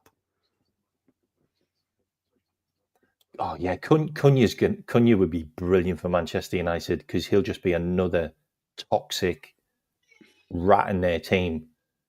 Like that, oh man, they don't half go for those players, don't they? Yeah, not a lot of stuff. He suits them so much. What did you say about Kirkus earlier about Liverpool not going to go for him?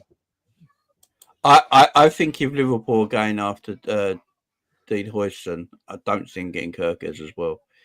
I don't see us spending almost 100 million just on two Bournemouth players. I have to say, do you feel uncomfortable giving 100 million of our transfer budget to Bournemouth? That's what I'm saying. It just don't make sense. No, they got to pick one or the other. They said that they're happy for us to pay the instalments deal. What is that? A release clause? Yeah, on their players. Like they're happy for us to pay instalments. That's what's being rumoured, which means that we could actually probably get one of them on a, activate the release clause for Dean, which is like 150 million, and then pay Brad Smith, the Aussie, 10 million a year for the other one. Kirkes. They're going to get 70 million for Semenyo if he goes. He'll go United. So they're going to be cash rich, and they've already replaced Chelsea Kirkes, haven't they? They've already replaced Kirkes. Going in for Gahey. I see Chelsea going back for Gahey. They've got like a buyback on them, haven't they? Yeah. The thing with Chelsea and Huijsen, which could happen, is because Chelsea can guarantee him first team football straight away. They can guarantee, and he will. Living in London as well. I know people don't like it, but living in London is a big sell. So I can see that maybe being the case. If Champions League's the one, mate. Like, whoever can offer him Champions League, I think that's the big one for him. Boy, it's not Chelsea then. Yeah, let's see. Andre Wisdom, he was all right. Andre Wisdom was decent. Newcastle not getting it. Yeah, Newcastle not in the Champions League because the striker market, if we're not getting Isak, It's not looking good because the clubs are taking up the options that are available, and like the three options, like that David, Osman, Sesko, are options that don't exactly fill me. Jonathan David's a weird one, right? Right. This is the weird thing about Jonathan David. If you have a look at his stats through like the years, they're extremely good, yeah. Right, number wise, if you just look at numbers on paper, they're actually like it's pretty decent, right? But no one, not just Liverpool or anyone in England, no one in football's talking about him. Like, no one's like even talking about this guy. It's I don't know why. Maybe people just don't see him as like at the highest level where you'd feel like he would need to go to, go on in his career. They don't probably see him as an out-and-out striker, and maybe he feels like he is. I don't know. It would. What do you guys think about Jonathan David? Because his numbers on paper are good.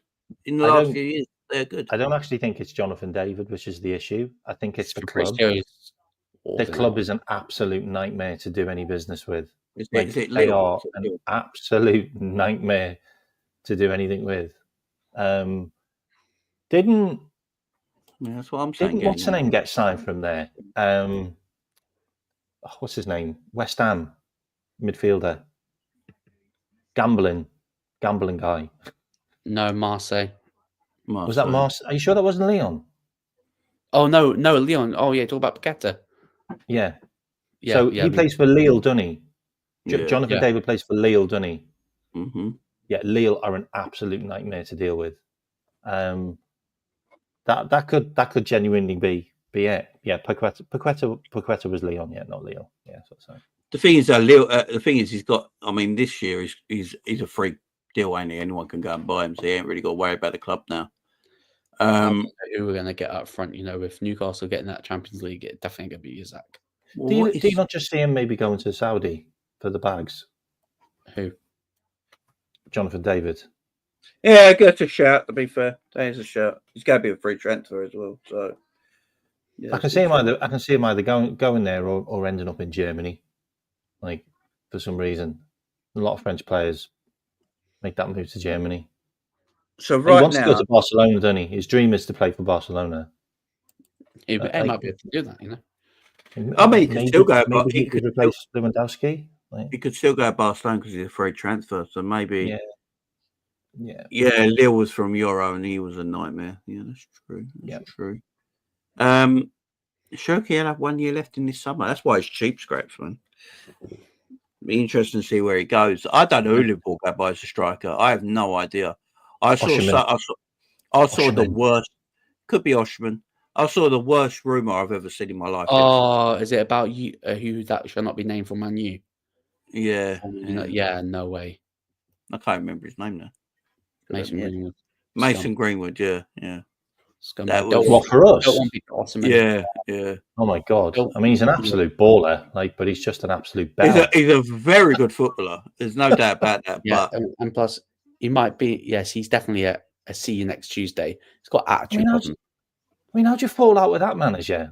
He's proper chill. That manager. I can't remember his name. He's the one from. Yeah, how'd you fall out with him? His manager literally said, "I'm done with him as well." Yeah. So Greenwood's out of that club as well. I'm trying to think of strikers. You got Oshman. The only thing with Oshman, then I worry at AFCON you lose Salah and Oshman. And Salah, so no. Yeah. It's a good point. Don't want Benjamin Sesko. The Sesko's just gone quiet. Not Gyökeres, but Gyökeres going to go Arsenal, isn't he? I want this guy before he went to Saudi Arabia. To be fair, John Duran. Oh, John Duran. Yeah. He is now stinking it up in Saudi now. Well, he's gone for the bag, and he knows what he's doing. Stinking it up. Now, Ronaldo is pissed at him. You know what I want that nobody's talked about, and no one's linked us with him either. Gonzalo Ramos, who plays for PSG. No. What a player he is. Oh, no. He would be sensational for us. Portuguese. Just replace Jota with him. Absolute goal machine. Luca, I don't want Openda, man. He lives offside. No. Openda's too similar to the way Darwin is as a player, isn't he? No Openda. No, He's quite I take similar. Harry Kane, but not for £100 a week. The thing is, What though, about Boniface? What about Boniface? Nah, you. No, The Boniface? No. I I'd think rather goal get machine. Salah up front, personally. I personally think Liverpool go and get Victor Gyökeres. Oh, Do you think please. so? I'd be all right with him as well. To be fair, there's rumours. There's rumours that Arsenal are looking at the Aston Villa guy now. They want Arsenal will get Watkins in the summer, in my opinion. Yeah, they're looking at Watkins. I don't still think that Arteta wants a striker. A lot of Arsenal fans want him to get, but I think someone like Watkins. If you look at the way Watkins plays, he would suit Arsenal down to a T. I think that's who they go and buy, and I think they're getting for like 50 million quid or something like that. So I see that happening. I don't know. This Victor Gyökeres. I'm looking at Gyökeres, yeah. Julian Alvarez, anyone? Julian Alvarez is my first choice. Oh God, yeah. I did see somewhere that he was slightly unhappy, but I think that's from the same source that linked us with Mason Greenwood. So if he was unhappy, I would do whatever you can, make it. Darwin, you're off to Atletico. You're off to Atletico, my friend. Is that rumor true? By the way, the reason why we're not playing Núñez is because he's got 49 games, and we have to pay them $5 million if he does 50. Yeah, because that's just Liverpool all over, isn't it? That trying to save a few bob. I think if we win the Premier League, we have to pay money as well. So I don't think we would have had to pay him 10 million. We'd have had to pay Benfica 10 million if we won the Champions League. I don't think he's playing because the slot don't like him. Well, yeah, that's a fair point. I don't think Slot really rates him that highly to be. No, I don't think there's an item way. 100% Alvarez. Alvarez would be my guy up front, man, without a shadow of a doubt. But Victor Gyökeres, the reason I say about Victor Gyökeres is because that he is a striker that does score goals. I know he didn't have a great time with it at Brighton, but I think he was quite young then. Then he went to Coventry. He was the best player. He was the best player in that league by a country mile. Coventry and bagged goals, and obviously he went to Sporting and he's bagging goals. So he's got a constant profile that he can score goals, and he scores goals for Sweden as well. He's scoring goals. He's got with Darwin, obviously we bought a player off a very good season, but before that there was no proof that he could score goals. The sort of is with Gyökeres, and he's available. But I want to look, me personally, if it was up to me, I would literally go to Atletico Madrid and go, how much is Julian Alvarez? Let's talk business. And I'm telling you, that's the guy I want. I want Julian Alvarez at my football club. He's the perfect on the slot striker for me. I want either Gyökeres or Isak, but we don't even go in for Isak if Newcastle don't get Champions League football. If Newcastle finish 6th in the Premier League, go for Isak. Honestly, is that true? Gyökeres has scored 19 penalties. That's yes, that's true. I'm up for that, man. Yeah, get me Alvarez, Michael. Get me Alvarez. 19 penalties is 19 penalties, man. But he's not getting 19 penalties ahead of Salah. No, it's like, excuse me, what? You're getting it. I know a lot of people talk about penalties, as goals, yeah. The greatest player of all time, Lionel Messi, that I've ever seen. I've seen him miss so many penalties. Yeah. The issue is with potentially Gyökeres, he scores most of his goals on the transition. Yeah, but I don't know how much we're going to change, to be fair. You know the weird thing with Gyökeres? We've never been linked with him. Isn't that just a Liverpool thing? Never been linked with him, and then we just signed him. Like, this is what I'm trying. We're going to sign. The guys we're going to sign are the guys we're not linked with. It's so obvious, isn't it? Like, that's just how we do things, isn't it? Exactly. But if you look at the strikers that you'd want at your football club, they're probably not attainable. Yeah. Like Lewandowski, he's probably too old to come to the Premier League now. Harry Kane's on $400,000 a week. He'd have to take a massive pay cut. Although Liverpool are paying that money now, so you never know. But he's 32 as well. He's not long term. I think Liverpool are looking down the long term market. You don't want to you don't want to spend all that money on Harry Kane only to buy another striker 2 years later. you don't want to do that, do you? So you want a bit of the more longevity. And we also don't want the Darwin Nunez experience either, where we've got a project striker to go through that. Isak's and then at go a 3 years perfect later, age. God, he was shit. Isak's at a perfect age. He's 25 only, so he's at a perfect age for that, 5-6 year spell. I can't. Benjamin Sesko, obviously, was he 22? Project. But he's a project. Darwin. I don't know. It's a really interesting one though, because we are all in for Isak. By the way, if the price comes down, we are. I think that I honestly believe Liverpool's first choice, if they can do it, is Isak. 100%. But it all depends on what Newcastle finish the season like. If Liverpool finish 6th, Liverpool finished 6th. If Newcastle, that can't happen. Hold on, Jamie. If Newcastle finish 6th, if Newcastle finish 6th this season, they just fall out of Champions League in the last few weeks. I think Isak will leave. But if Isak stays in, if they finish in Champions League, I think Newcastle will give him that sweet, a bit of sweet talk in his ear and go, look, we're in Champions League. Just give us 1 year for Champions League football, and I think he'll actually stay. But yeah, the only thing I will say with Isak is he actually has done the Champions League with Newcastle, and they really didn't do well. They weren't prepared for it. Are they prepared for it now to go again?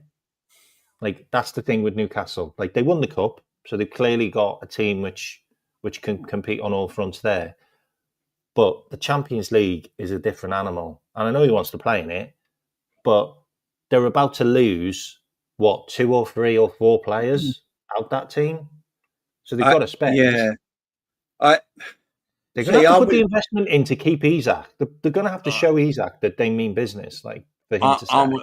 I'm with Colin here, right? I would go and get Isak no matter what. My only thought on it is that financially, it's going to be easier for everybody to buy Isak if they fall out of the Champions League, because his valuation will come down a little bit because of their valuation. And also, it's going to be easier to negotiate with Newcastle for Isak if they're not in the Champions League. If Newcastle in the Champions League, they don't really need to sell Isak.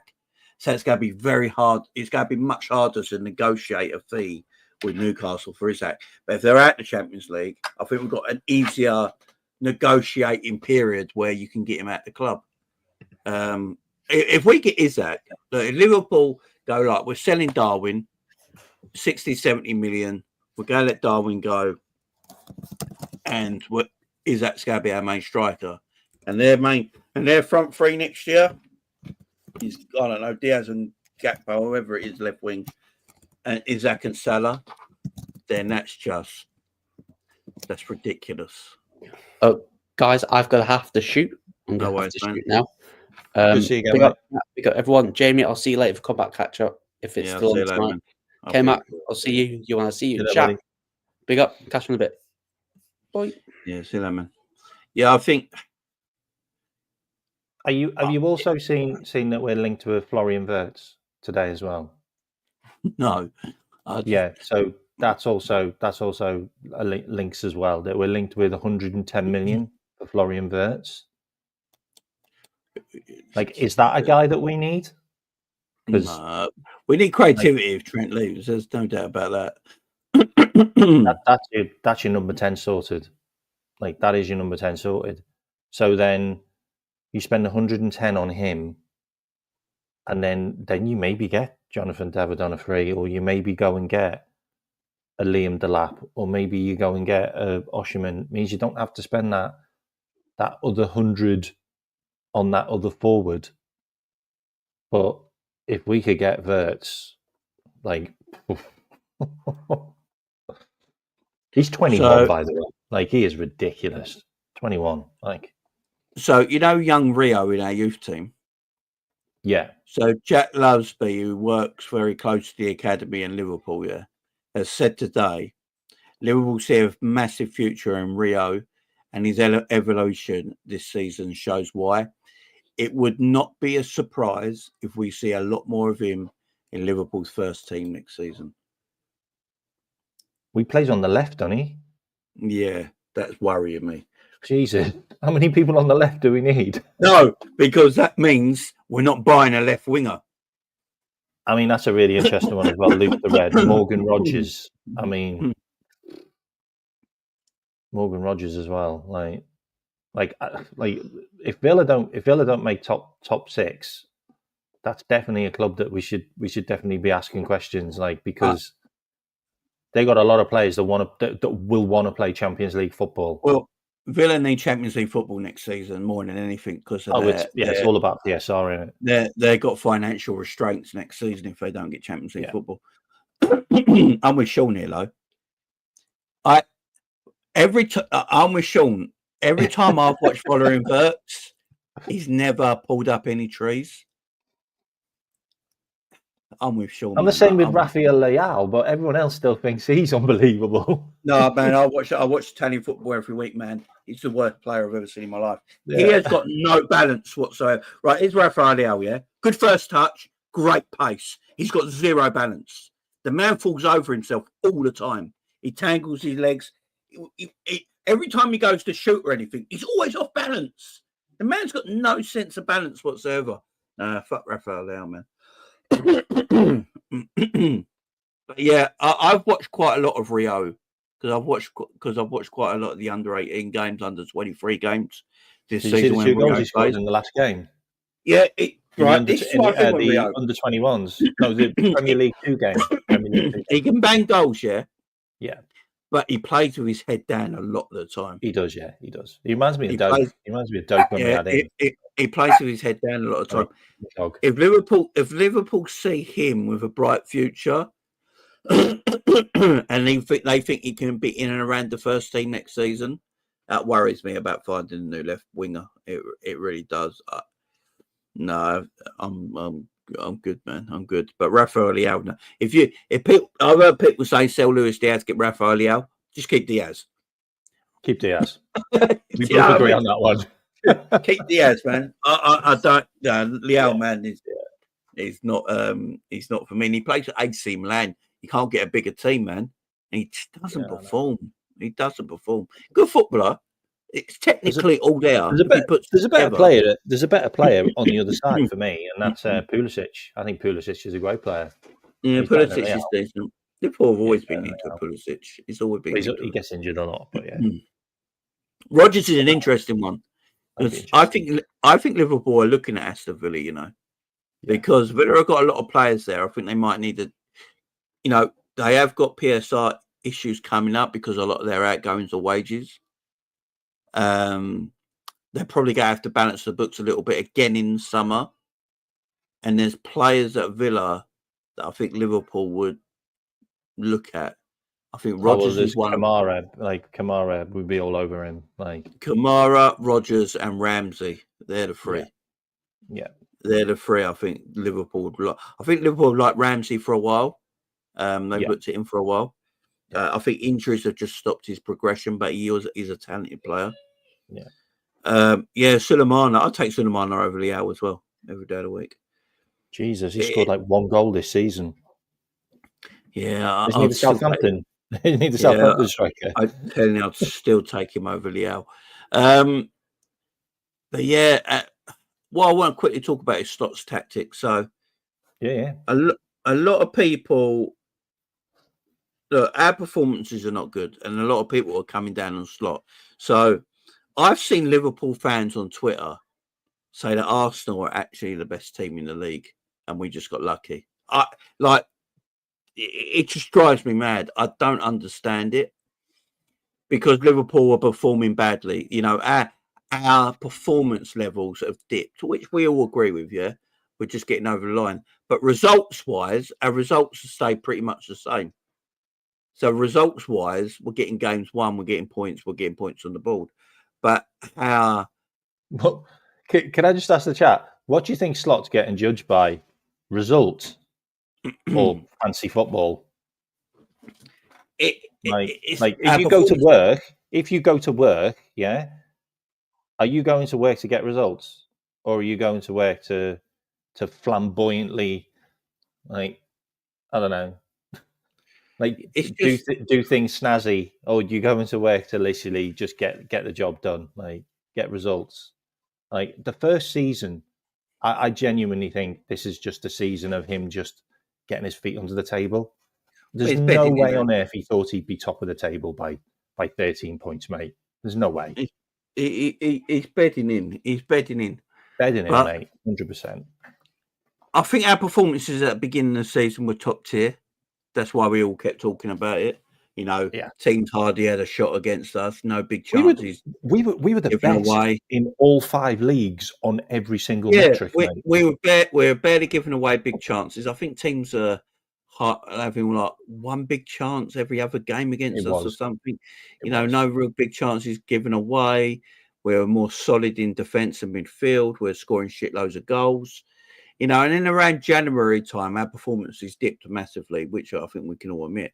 But at the same time, we're still getting results. Everyone goes through blips in the season. Liverpool went through a blip in, I would say, around that February, early March time. Liverpool went through a bit of a blip, but they were still picking points up. That was the thing. We were still getting the odd win and the draw. We had like a run of wasn't it 10 games? 5 games in 15 days or something like that. Yeah, and we won. I think we won all that list like that of just all and everyone unbelievably hard teams, and we won them all. Yeah, and everyone said we weren't I think we won all of them but one game. I think we drew one. Yeah, and then we had that other run as well, where we had Newcastle, Manchester City, PSG twice, Everton, Aston Villa, and then Newcastle. You know what I mean? It's like, come on, seriously, Well, we went through that run where we in the league. We drew to Everton. Right. We are knackered. You're not wrong, mate. Yeah. You're not so wrong. From the 12th, Gravenberch has needed a rest for God knows how long. Yeah, and we got a great first team. We ain't players underneath. Now he's looking a bit fitter. He's looking a bit fitter now because he had that rest because he didn't go on international duty. Exactly. But if you look from around the 12th of Feb, we drew 2-2 with Everton. Then we a few days later we went and beat Wolves. Then we drew to Aston Villa away. It were 2 stinky games, by the way. We played stinky. Yeah, and there were 3 days in. So between the 12th of February and the 19th of February, we played Everton, Wolves, and Villa, and we drew 2 and won 1. Then Villa, we were good. Villa, we were good. And, we should have won that game. And then a few days later, we went away and beat Manchester City. Then we beat Newcastle at home the following week. Then we beat PSG. In those 2 games. Then we beat PSG in Champions League 1-0. Then we beat Southampton in the league 3-1, but he didn't change the team. So between PSG, Southampton, and PSG again, he played the same 11, so they were tired. Then the League Cup final, the team was still shattered, and we lost that. Then after that, we beat Everton, we lost to Fulham, we beat West Ham, and we beaten Leicester. So our results have been good. Our performances have just gone off. But if you look where our performances started dip, it was around Valentine's Day. And it looks like it's just where the team was tired. Our first 11 played most games. And when your first 11 play all season long, he doesn't trust people to come in and play games of football. So it's very obvious. So I don't think slot will change too much because I don't think you should. I know people want everyone rotated every week, which is a madness. You're not going to win anything if you do that. The core of your team has to play most games, but Gravenberch shouldn't have played against Southampton. He didn't need to. And I think if you've got a different kind of midfielder there next season, Gravenberch wouldn't play that game. Didn't he play Konate in that game as well? Yeah, he played the whole team. Yeah. Same 11 he played. But the thing about that game is that game was wedged in with a game where Arsenal would have caught us up by 5 points. Yeah, it was a must-win game. It was he called it a cup final, didn't he? Basically, yeah. He said it a must-win game. Yeah. And we went 1 down. You are right. We did go 1-0 down. So I just feel like this is why I'm saying we're going for players in the summer. your Kirkers, your Huijsens, whoever you go get as a striker, whoever you go get as a midfielder, they don't have to be in the first 11. But because they're good enough footballers, he can literally rotate them. He can go, right, no, you don't have to play this. Huijsen can play. Robbo, you don't need to play this. Kirkers can play. All that sort of stuff. The biggest thing is he bought them. He has to trust them. Yeah. And we've seen that the guy that was obviously not bought by him, who's Chiesa, he doesn't trust, so he doesn't play him. So the players we're getting in the summer are players he wants, so they will play. So they will play. So you'll have more rotation in them areas of the pitch. So that will be more interesting next year, where we can keep players maybe a little bit fresh. Yeah, Xavi Simons is an interesting one. There's a lot. It's just that Leipzig are hard to deal with. They're hard to. I think it's 80 million, mate. It's I feel, I like Xavi Simons. I think he's a good player. It actually suits what we do as well. But Leipzig are very hard to deal with. I think with the Konate thing, I think that was his release clause, wasn't it? So, it was job done with Konate. Just pay the release clause. But if they ain't got release clauses, Leipzig are hard to deal with. So, yeah, he has a release clause. Oh, there you go. Scratch. He says he has a release. No, if he has a release clause. 68. Buy it out, man. Buy it out. You got an extra body there. You got a player who can play in a 10 and probably left wing. I mean, swap him for Elliot. Yeah. Klopp's at Leipzig, ain't he? He loves Elliot. Elliot would ball out at Leipzig, man. Absolutely ball out, wouldn't he? Yeah. Or send Dominik Szoboszlai back, because everyone seems to hate him. And Dom's important to what we do, man. Dom's important, man. Dom's important. I'm joking. I want to keep the strength of our squad. When Slot came out last week and said about players, everyone broke down. Oh, we're not doing anything in the summer, and I think Paul George came out after, didn't he? He's talking about the core of his team. The core of his team. It does. What he's basically saying is Liverpool don't need this huge rebuild. No, we need like 3 or 4. I think Liverpool do 3 or 4 players in the summer. Me too. Yeah, new left back, new centre back. Didn't we say that in January, though, mate? Didn't we say that in January? Well, if you look at last summer, if Liverpool actually got Zubimendi last summer, Liverpool would have bought in Zubimendi, Mamardashvili, and Chiesa. Yeah, it would have been. And that would have been a summer with no preparation. Yeah. Because they all just came in the summer. So that would have been a summer with 0 preparation, but we'd have bought a Mamardashvili, Zubimendi, and Chiesa. That ain't bad. So we also got Rio as well. He's right. Okay, there we got Rio. Yeah, so that's not, and that's with no preparation. So if you think about this summer, they're a bit more prepared for this summer. They know what they're going for. Slot wants a striker. He's already said, I think someone said to him the other day, "What's your ideal striker?" He went, "Someone who scores lots of goals." That's a really good point. That's a really good point that Luca put in there. We also tried for Alvarez. We tried for Alvarez, but we didn't want to let Diaz go. Yeah, so that would have been another. Diaz would have. Don't get this wrong, guys. A lot of us might not be the biggest Diaz fans. Diaz would have cooked for City. He would have cooked. I kind of looked at that and thought it was a bit reverse psychology. It was like, why do we want to make Manchester City better when we can just not sign their player and then they get worse? Yeah, and they did. Like they lost a lot of goals because Alvarez is so good at putting goals and scoring goals. I think Diaz would have scored quite a few goals for City, though. He would have scored a few goals. So I can understand why Liverpool didn't want to do that bit of business. Don't forget, we almost bought Anthony Gordon as well. So yeah, that's true. So and that's without no preparation. So this summer, we're prepared a little bit more. I think we already know who we're getting. By the way, I think we already know. I think it's already. I think they got 2 players already lined up. Pretty much finalised. I think a striker and the left back. I'm so convinced it's Osimhen, mate. I'm so convinced. I really am. Oh, yeah, if it's Osimhen, that'd be fine. Everything's just gone quiet. Like we almost had the guy. Like it just makes perfect sense that we just go back and get him. Like just go back and get him this time round. Like, No, I release clause or €50 million release clause, I think, something like that. 60 million euro. I think He's it's an less absolute goal machine. Like he scored makes sense. 29 goals in 32 games, like 7 and 7 in the Europa League as well. Like he's an absolute goal machine, and he's just turned 26, by the way. Like everyone seems to think he's older than he is. He literally just turned 26. Like so, 26. Absolute goal machine. Like he's heavily linked to United.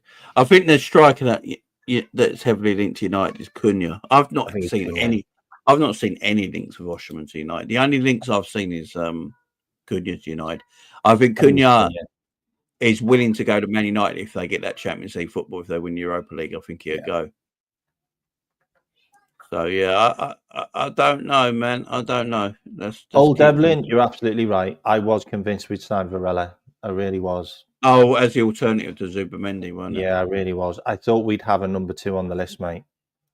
And we'd looked at Varela. We went there to look at Varela, and we ended up spotting Nico, and then Manchester City signed Nico. Do you know what? I actually do think we looked at Varela, but didn't they then ask for a ridiculous amount of money? Yeah, it was. Yeah, it was. Oh, big up. Yeah, don't worry about transfer live news, Lakers. That is one of the worst. They're the same people who said we was after the Man United striker at Marseille. Yeah, I wouldn't worry about that, man. The full release was like 80 million in it, Luca. Yeah, wasn't it? Yeah. And then they put it up there. And pulled down in Portugal. Like let's just move on from that place. Guys, I'm going to be on Big Up later on in about an hour and a half time. I'm going to be doing the Barcelona Mallorca watch along. I'm going to become a La Liga hipster. So make sure you're joining me as we do the watch along for Barcelona later on today at 1.5 hours time. Go over to my Big Up. I'll put the link in the chat quickly so you guys can go and find it. Let me put the link in the chat. And guys, go over there. Join me for that watch along later. And it's if the link don't work, just go on bigup.com/Jamie Phillips Football Chats, and you'll find me there. And all you do is press join the community, and then you become a subscriber to my channel on Big Up, where I do loads of watch alongs and all that. And so I'll be over there later on for Barcelona and Mallorca. So make sure you go over there, man. Make sure you go over check out my channel as well. It's in the chat. Yeah. And there's K-Max YouTube channel. Go and smash up on his channel as well and subscribe to that. Jane, can you give your opinion on Nico Ravella from Lazio?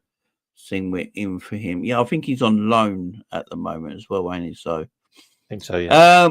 Yeah, it's okay. I've not seen enough of him to give her an opinion, really. Just Italians, isn't it? Italians are just sure. I'm not sure, man. I'm not sure. Like look how well we've done with this Italian. Like we all thought that this one would work. Like we don't seem to do well with Italians at Liverpool, unfortunately. Right.